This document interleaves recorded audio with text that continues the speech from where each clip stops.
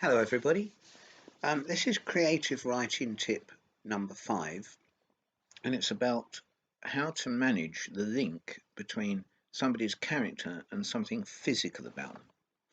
Now, one of the big mistakes made in describing character is that too much information is put in. So, supposing you're trying to describe a character who is suntanned, tattooed, muscular, he's a tough guy who has a heavy frown, he has blue eyes which are very bright. He's unshaven most of the time. Occasionally a big smile breaks out. But in his face, and in his movements, there's an underlying sense of sadness.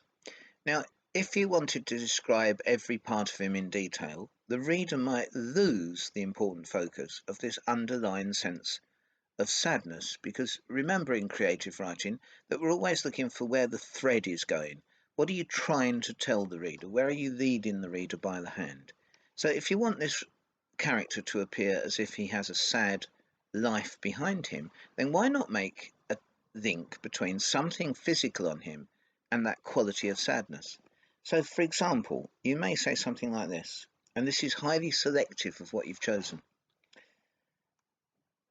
He had a big smile on his unshaven face, but underlying it seemed to be a kind of sadness, and many of the tattoos depicted sad scenes on his elbows, his arms, and his shins, and that may well be a clue to what lay beneath.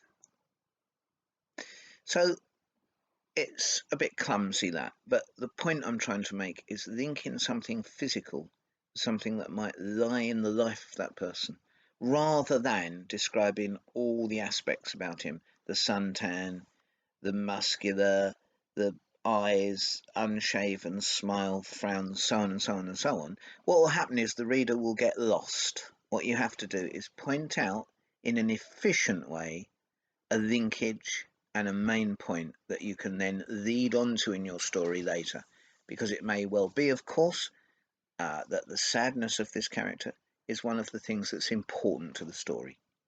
So, thank you very much for listening, and I look forward to seeing you again when we tune in for creative tip number 6.